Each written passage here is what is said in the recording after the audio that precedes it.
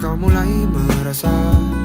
Mungkin dengan kau tutup telinga kau mulai mendengar. Mungkin dengan kau pejamkan mata kau mulai melihat apa yang ada di sekitar kita.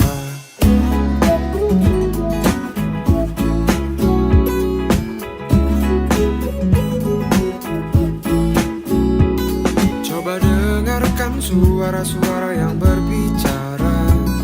Ingat setiap kata-kata tanpa ada prasangka.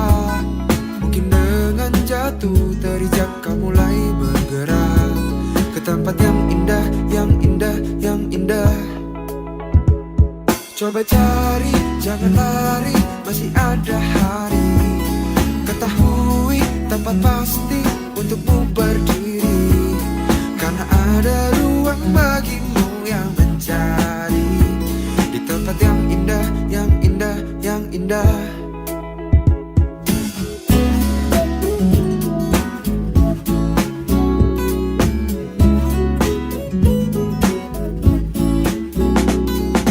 Perlahankan laju pikirmu agar jelas semua tanda di depanmu. Percaya waktu yang kan membawamu hingga lelah tak lagi mengganggu. Coba cari, jangan lari, masih ada hari. Ketahui tempat pasti untukmu berdiri, karena ada ruang bagimu yang mencari di tempat yang indah, yang indah, yang indah. Pejamkan mata untuk melihat. Oh oh, bebaskan dirimu melayang.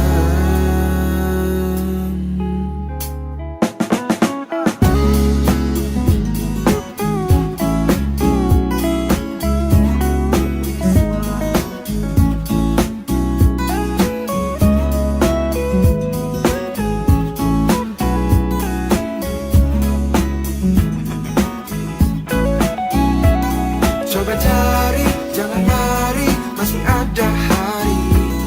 Ketahui tempat pasti untukmu berdiri, karena ada ruang bagimu yang mencari di tempat yang indah, yang indah. Kau buatku terpaku, sepertinya diriku yang mau diri kamu. Tak ada suara pun. Dan bila kau hadir bagai satu misteri, ternyata diriku bagai sudah dijamping. Dan bila kau hambakan hatiku kembali, ternyata hanya harus aku cintai. Bebaskan dirimu melayang.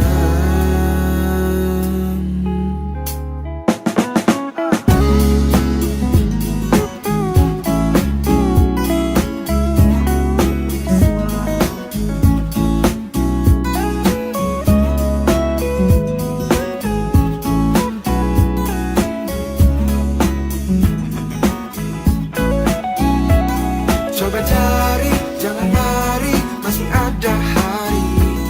Ketahui tempat pasti untukmu berdiri, karena ada ruang bagimu yang mencari di tempat yang indah, yang indah, yang indah. Coba cari, jangan lari, masih ada hari. Ketahui tempat pasti untukmu berdiri, karena ada ruang bagimu yang mencari di tempat yang indah, yang indah. Assalamualaikum warahmatullahi wabarakatuh. Kami pelajar-pelajar daripada Open University Malaysia, cawangan Petaling Jaya. Hari ini kita bersama dengan Kak Nurul. Lepas tu kita ada Ketua Warden Lelaki, Abang Azro, dan juga Ketua Warden Perempuan, Kak Lah. Okay, so kita akan mulakan dengan soalan pertama untuk Kak Nurul. Okay, soalan pertama, sampai bila setiap anak yatim akan duduk dekat sini? Kemudian apa yang mereka akan buat selepas ni? Adakah mereka akan ada orang yang guide diorang ataupun mereka dilepaskan macam tu saja? Okay, basically kalau untuk yang penghuni dekat sini, biasanya diorang setakat ni yang paling tua pun umur form 5. So kalau macam form 5, kita tak ada halangan kata untuk sampai takat mana. Kalau misalnya kata macam yang form 5 ni, katakanlah tahun depan dia nak sambung belajar, dia nak masih lagi duduk di sini, kita tak ada masalah. Boleh terus. Tak ada masalah sebab kalau lebih lagi pula yang form 5 tu pula sekarang ni memang anak yatim piatu lah. Tapi apa masih ada mak ataupun ayah lagi ataupun waris yang berjaga lagi, kalau diorang nak balik ke family diorang pun boleh. Sebab kalau because kita kat sini kita akan bagi untuk keperluan sekolah everything semua kan. Tapi kalau diorang nak terus duduk sini, katakanlah diorang nak even nak sambung belajar pun dia nak balik sini, kita terbuka. Kita tak ada mengehadkan. Takat tu je lah. Ada tak antara mereka ni memang ada orang datang untuk ambil sebagai anak angkat? So far tak ada. Memang tak ada. So saya Syazwani, wakil daripada OUM untuk pelajar-pelajar sekalian, nak mengucapkan terima kasih banyak-banyak kepada Kak Nurul sebab sudi jawab soalan-soalan kami, dan juga Ketua Warden Perempuan Kak Lah, dan juga Ketua Warden Lelaki Abang Azro. Jadi kepada anda di luar sana, kalau ada apa-apa ekstra sumbangan macam mana yang telah Kak Nurul sebutkan dan juga Kak Lah sebutkan dan juga Abang Azrul sebutkan, boleh datang ke rumah Bakti Nur Syahira di Ceras. Terima kasih banyak-banyak. Hai, Assalamualaikum. Saya Syazwani binti Mohsin daripada Open University Malaysia Petaling Jaya. Nombor matrik 931126125438 001, intake Januari 2015. Dan ini adalah untuk subjek khidmat masyarakat, community service. So bersama saya sekarang ada peserta yang telah mengikut saya ke projek anak-anak yatim di Rumah Bakti Syahira. Dan pertama sekali saya ada Aina di sini dan juga Bizi Ibrahim dekat sini. So soalan pertama yang saya nak tanya kepada Bizi Ibrahim dan juga Aina, what is your experience in community service and is this your first time? Okay, saya pernah join program khidmat masyarakat di KL, iaitu memberi makanan kepada orang-orang miskin dan orang-orang gelandangan. Itu je. Okay, so Bizi Ibrahim, what is your experience in community service?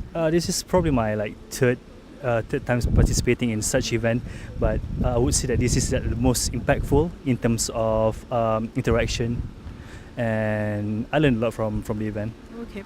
So how does this experience impact you personally? Bagi saya, program khidmat masyarakat ni dia sangat menyentuh hati sebab daripada situ kita mendekatkan diri dengan kanak-kanak ataupun orang-orang tua yang kekurangan kasih sayang, yang tiada ibu bapa, dan dari situlah kita dapat bagi kasih sayang kat mereka. Mereka tak cukup kasih sayang dan sebagainya lah kan. So dari situlah saya rasa benda tu dapat dekatkan saya dengan kanak-kanak. Okay. So how about you personally? How does this experience impact you?